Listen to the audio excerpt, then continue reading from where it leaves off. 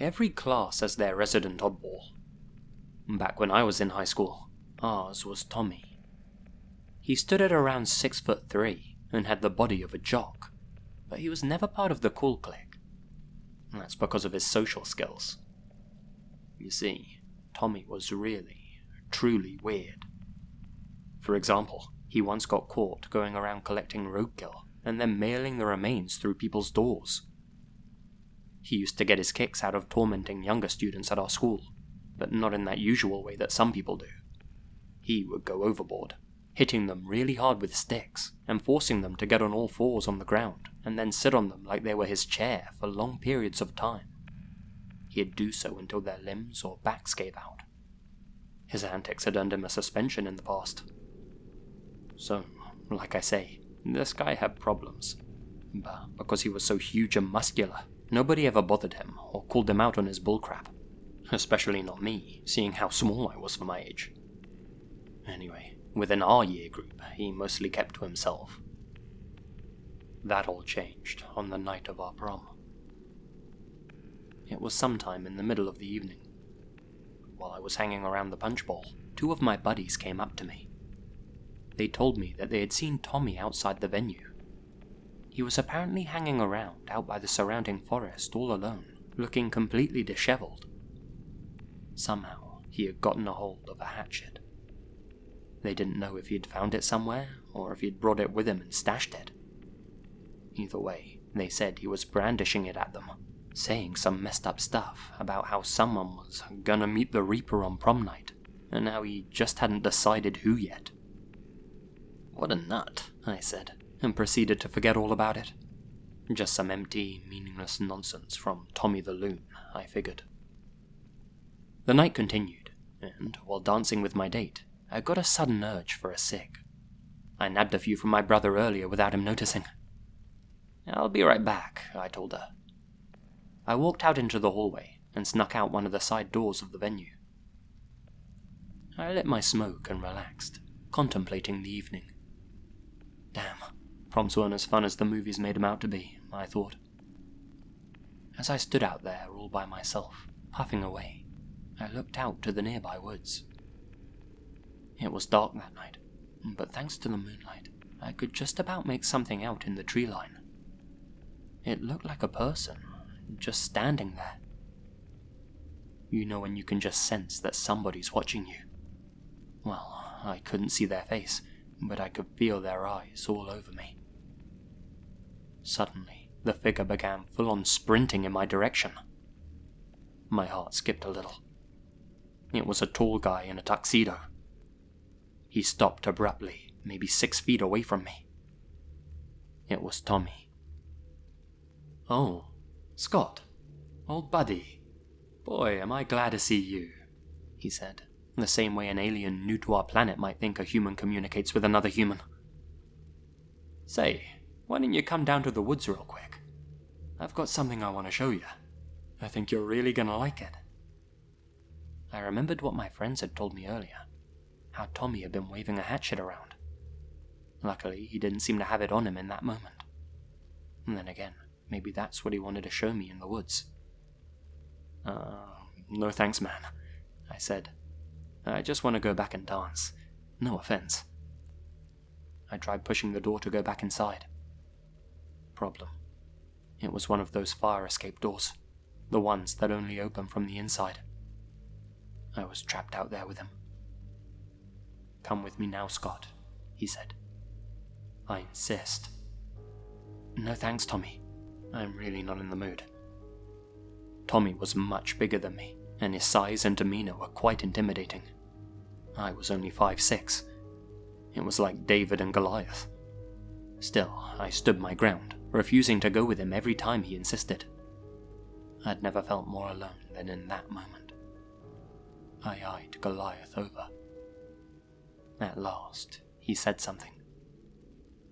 "I know what you're thinking, Scott. You're thinking where you should hit me if you have to take me down, if I try to do something to you.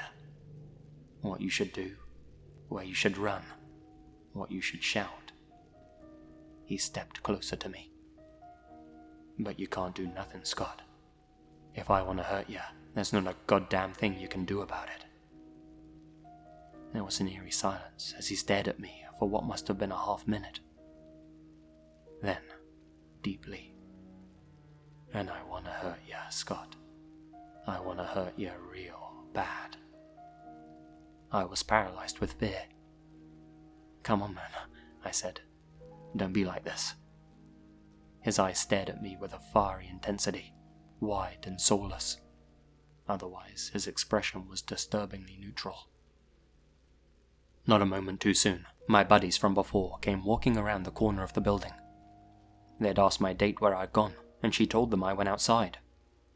Remembering Tommy from earlier, they both began to worry about me and came to check that I was okay. You can't put a price on good friends, let me tell you. They saw Tommy trapping me against the wall and came running. Tommy sprinted away, disappearing into the trees. He was big, but he knew he couldn't take all three of us. We went back inside and told one of our teachers what had happened. In the end, nothing came of it. I avoided Tommy after that. Graduation came and went, and life went on as normal. I erased the Tommy incident from my mind entirely. Years later, while surfing the internet, I decided to look up all my old friends and see what became of them. Many had married, others seemed to be doing well in their own way. On a whim, I decided to check Tommy's name on Facebook as well. Strange, couldn't find him. I googled his name instead. I was shocked by what I found, but I can't say I was the least bit surprised. Tommy was serving a life sentence in prison after taking the life of his college roommate. He'd used a hatchet.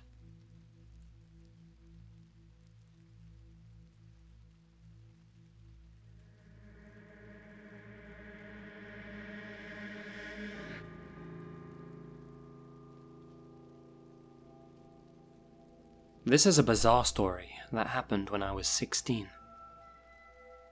I never knew my grandparents. They both passed before I was even born, but there was always a little piece of them in my home growing up. My mother, their daughter, kept a couple of souvenirs that belonged to them in our living room. They were two ornamental bears made of china, one brown, one white. Other than their different colors, they were identical. I never liked the things myself. There was something uncanny about them. Their eyes always seemed a little too real for me.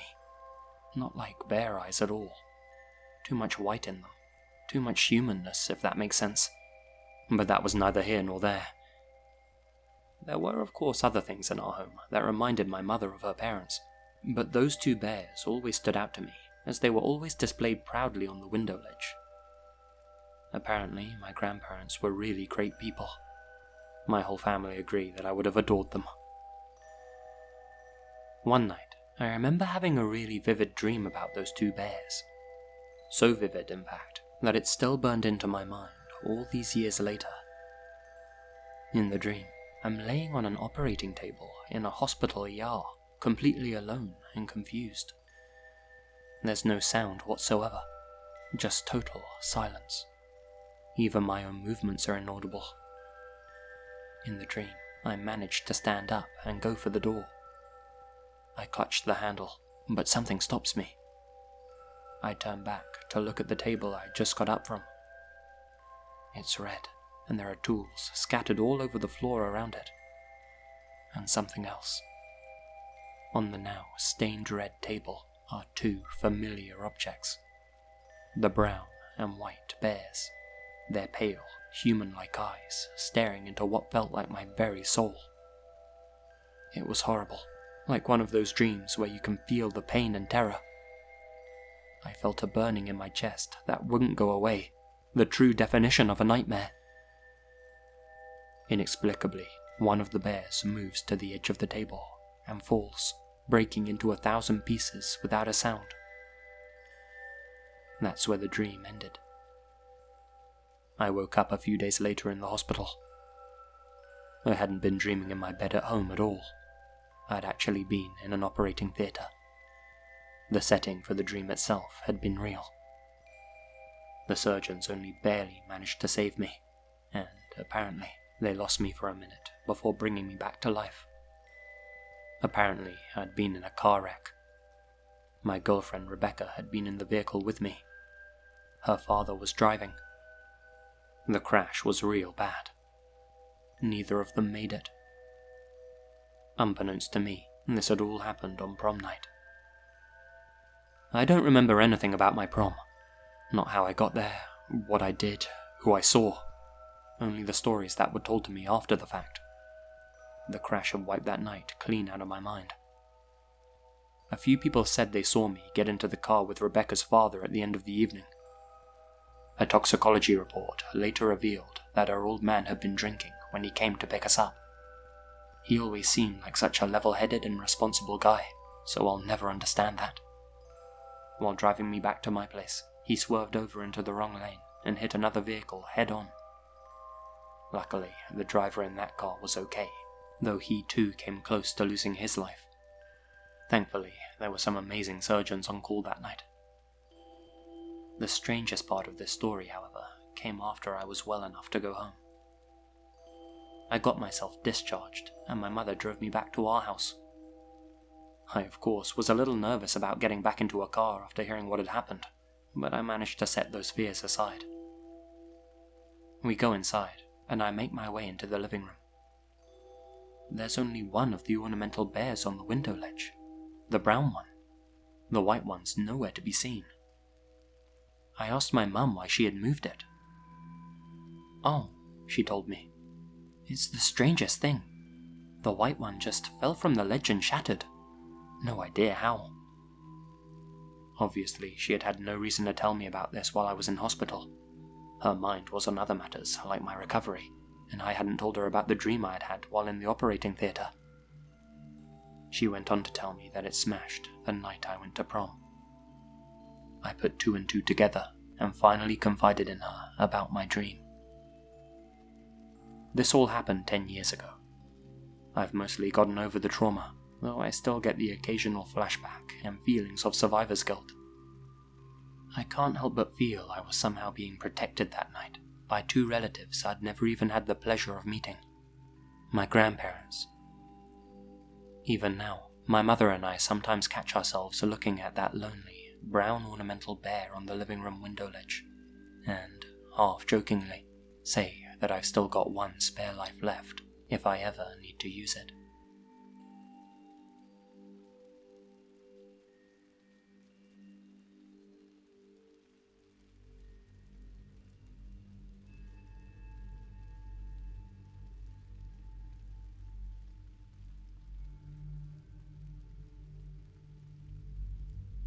Back when I was younger, we had our prom out in this old hall in central Idaho. It was a rural area, not much in the surrounding area. You could probably say it was the middle of nowhere if that wasn't extremely cliché.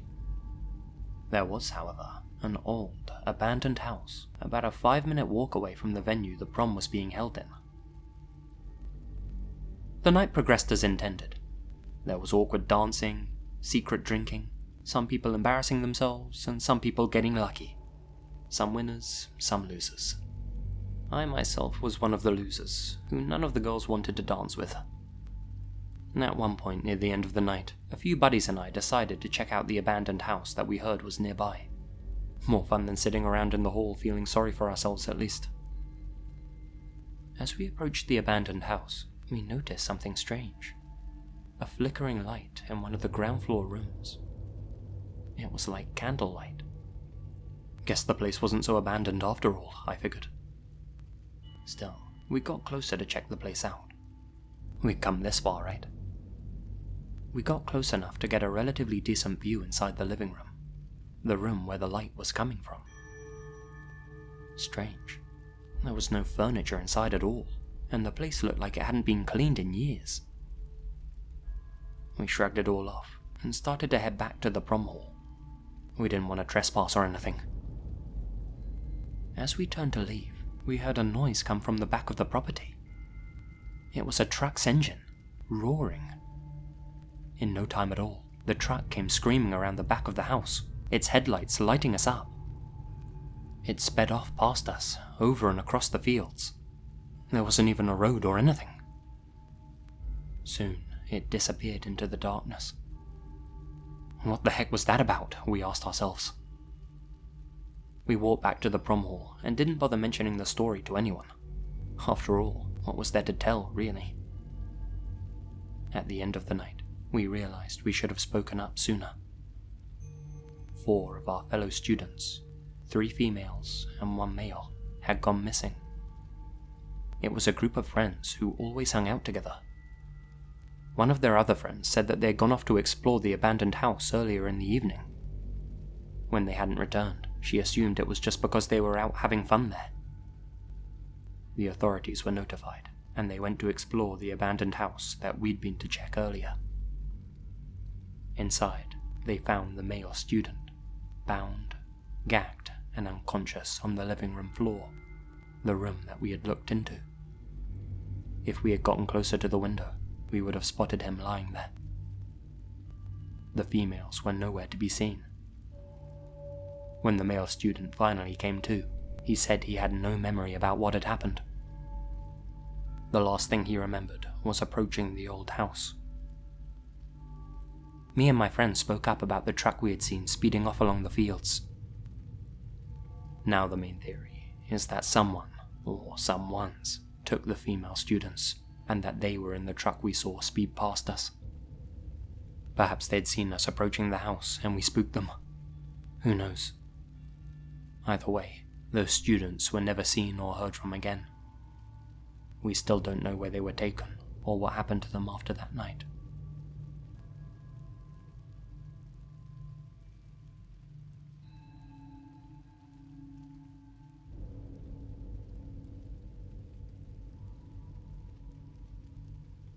This is a story my uncle told me that happened during his high school prom. I can't vouch for how accurate all the details are, but I can vouch for my uncle. He's an honest guy, and I can't see him just making something like this up. Anyway, here's his story. This was back in the 60s, in Spokane, Washington, and my uncle was at his prom with his date, hanging out with all his friends, and generally just having a great time. There was another student at the prom that my uncle wasn't very close with, just an acquaintance. His name was Gary. According to my uncle, he saw Gary hanging out with his buddies and having fun. Nothing was out of place about him, and everything seemed totally normal. Then, at some point during the evening, a group of other students saw Gary wander off into a nearby forest by himself. Apparently, he went out there to enjoy some of nature's finest herb, if you catch my drift. Anyway, the night went on, and my uncle and his friends all had a blast. Thing is, Gary didn't return to the venue. Everyone just assumed he went home. That turned out not to be the case. Gary never made it home that night.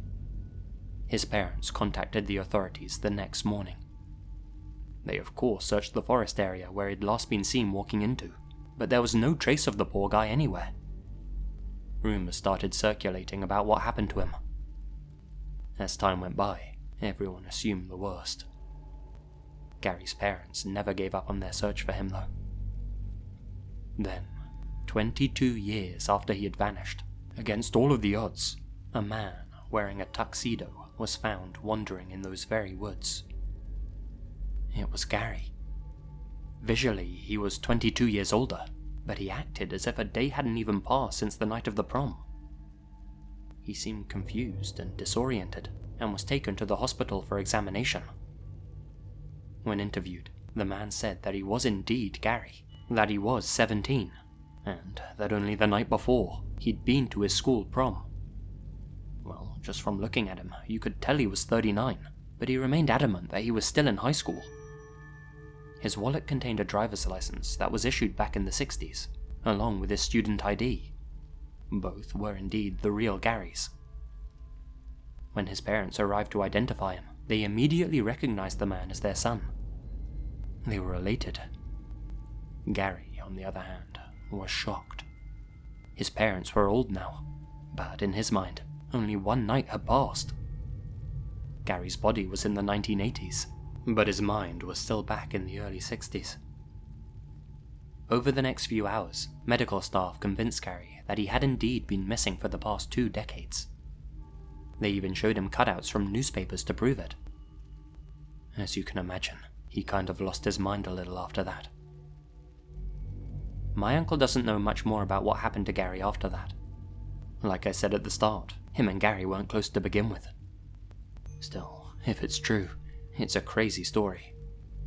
How did Gary survive out in those woods for so many years, if indeed that's where he'd been? And, more pressingly, why did he have no memory of all of those years?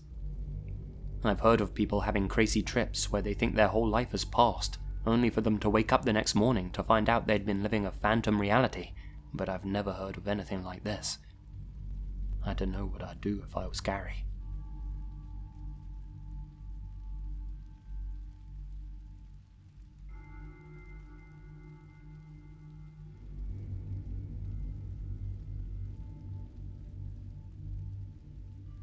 This story just happened last year. I work as a receptionist at a hotel, and we often hold high school proms here as we have a big hall and a stage. In order to get to the hall, you have to pass the reception desk. It was prom night, and it was already underway. All the students and teachers were in the dance hall. All the pictures had been taken, and the reception area was empty. At some point during the evening, someone approached the reception desk. I looked up to see a tall man standing there. He had a clean-shaven face, and his hair was greasy and tied back in a ponytail. He was also wearing a suit that was pretty old and dirty, along with some Adidas shoes. His eyes were wide open, and he said, "I'm here for the prom." At first I thought he was kidding, but he looked completely serious. I said, "Are you employed by the school?" "No, I'm a student here." I still kept thinking he was joking. He looked to be in his late 40s, and he was telling me he was a high school student? So I asked him, "How old are you?" He said, "I'm 17. No, 16. Yeah, I'm 16. At this point I thought he must have taken something. I said, "I'm sorry, but you don't look 16 at all." He just stared at me, not saying a word, with his eyes wide, staring right at me. He then leaned over to me and said, "I'll make you a deal. I have a big blade in my pocket. If I'm not 16, you can cut my finger off. If I am 16, I can cut your finger off." I didn't get a chance to say anything, because he walked right out of the front door after he said that. I told my boss about what happened. He said if the guy came back, he'd deal with it. I finished my shift around midnight, and then went back to get in my car. There was an envelope under my windshield wiper. Written on it was, "A deal is a deal." I opened the envelope to see a human finger, and I had a feeling this wasn't his finger due to it being a different color. I never saw that man again, and I've always wondered why he was trying to get into that prom.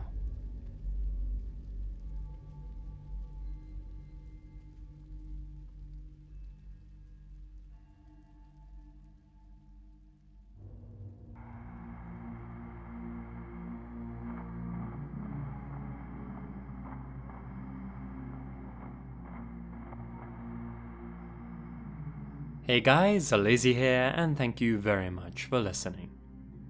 Before this video ends, I'd just like to give a huge shout out to all of my supporters on Patreon, especially my biggest supporters.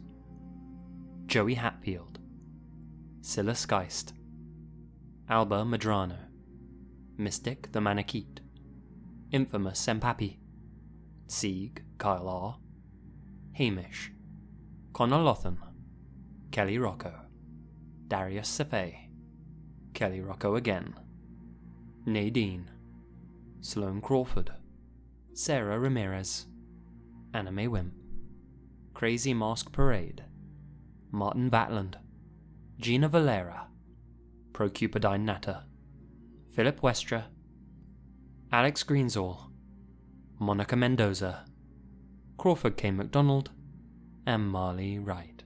Thank you guys so much for your continued support, it really means a lot.